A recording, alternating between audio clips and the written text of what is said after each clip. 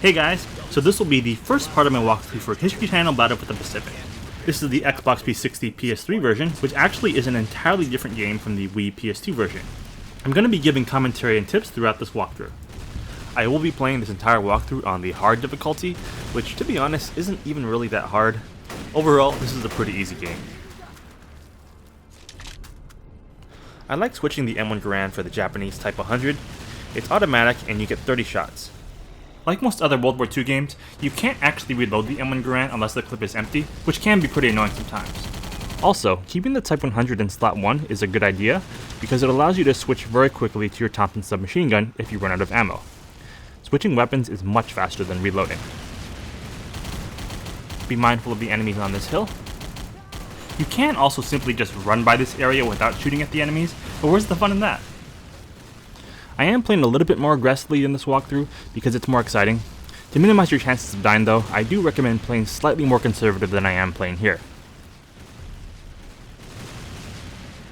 One thing you may not have noticed, there's actually a trench gun around the corner here if you walk past the soldier. I don't pick it up though simply because I don't think the trench gun is a very good weapon. You don't get very much ammo, you don't get very many rounds per clip, and the gun just isn't as strong as it should be for those drawbacks. There's actually a trench gun in all 3 trench missions in this game. It's a shame they didn't make it more powerful, because it would be a nice reward for finding a weapon that's semi-hidden.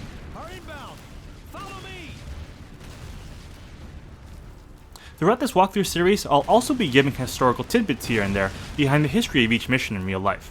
For example, the attack on Wake Island occurred right after the Japanese bombing of Pearl Harbor in December 1941. The battle eventually ended with the surrender of the American forces to the Japanese. Wake Island was held by the Japanese for the entirety of World War II until the Japanese surrender in 1945. One fact I found to be pretty interesting is that the Japanese garrison on Wake Island didn't actually surrender until the war was already over.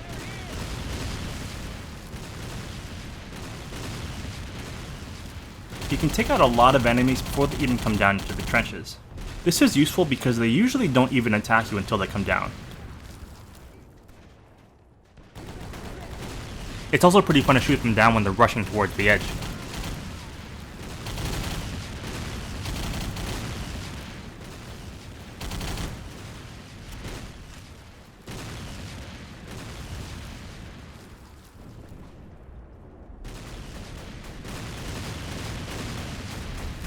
So for this part of the mission, you'll have to take out a certain number of enemies with this machine gun. It can actually be annoyingly hard to get a hold of this weapon sometimes. You have to be lined up and pointed at a very specific spot. Overall though, I think this is a pretty fun part of the mission. There are 2 enemy spawn points here, both on the landing craft. Try to eliminate the enemies that are closest to you, as they represent your biggest threat. Your aiming reticle expands as you hold down the trigger longer, but this can actually be sometimes an advantage, as it increases the area in which you can hit an enemy with your bullets.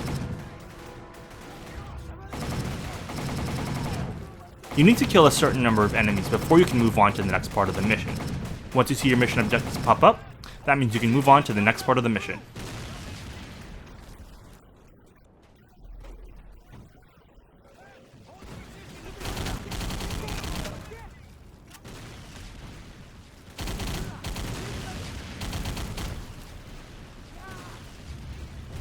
Getting in some headshots feels so satisfying to take out 5 enemies with 1 clip. Taking these guys out before they can make it down.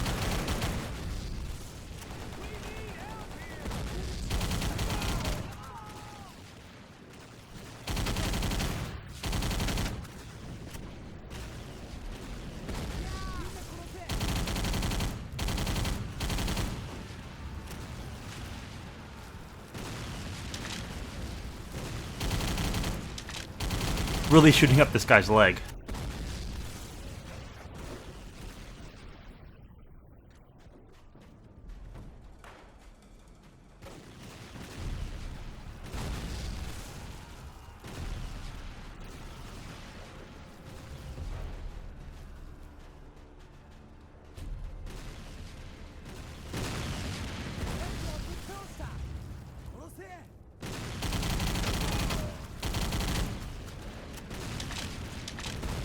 Throwing a grenade here. Use your grenades wisely as they are limited for each mission.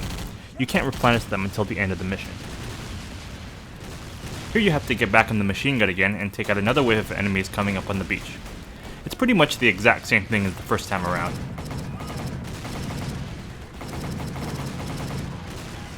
If you are about to die and your screen gets really red, you can simply retreat to heal back up, as you heal pretty quickly in this game. Throwing a grenade can also be useful in this area if you see a lot of enemies nearby before you get on the machine gun.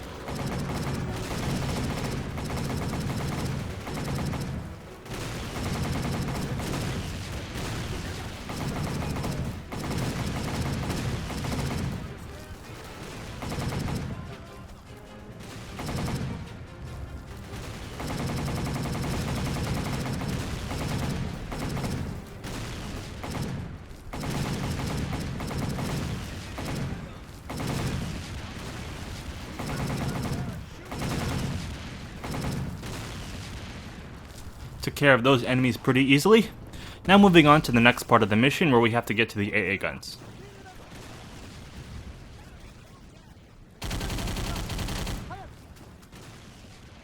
These guys are just jumping into my line of fire.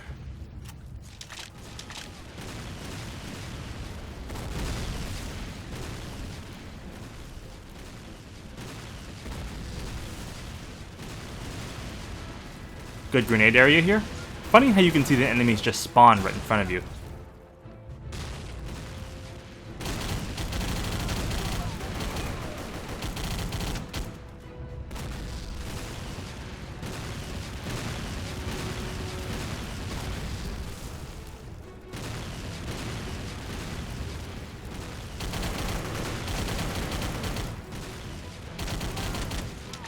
That guy took a seat.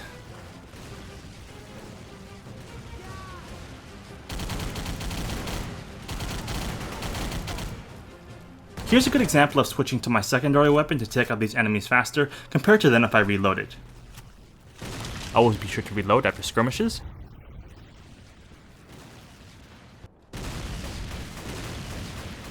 For this part of the mission, you'll have to shoot down enemy planes with this AA gun.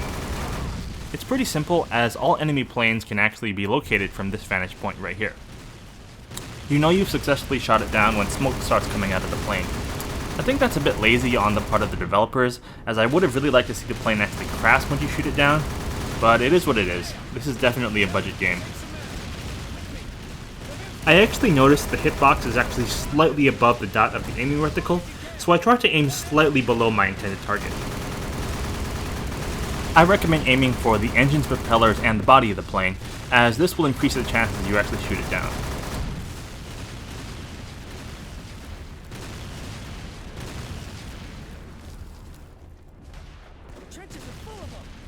Once you see this guy show up, that means you can move on to the next part of the mission. Your AI teammates are actually pretty useful. Too useful in my opinion. You can often just retreat from an area and let your commanding officer clear out all the enemies. Your commanding officer is invincible after all. It's kind of unfortunate because it removes a lot of the challenge from a game that really isn't that challenging in the first place. Another thing that sucks about this game is the huge lack of variety in mission structure and objectives. As you can see, a lot of this level looks pretty bland with its repetitive trenches. What's even worse is that a couple of other levels later in this game, specifically the first Leyte Island mission and the first Iwo Jima mission, are pretty much copy and pasted versions of this one. They have the exact same repetitive trenches.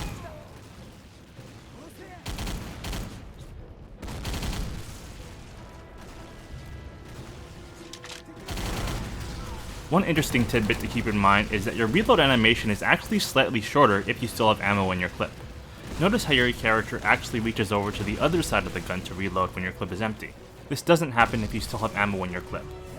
It's probably not that important, but sometimes a split second can make a difference.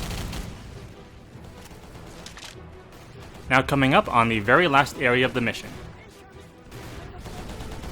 It's pretty obvious, but this is an excellent place to use a grenade. Pretty crazy blast with the ragdoll physics. And that's the end of part 1 of the walkthrough. This was actually probably the longest mission in the entire game. As you can see, the gameplay is pretty linear. Despite that, still hope you guys tune in for part 2. Until next time.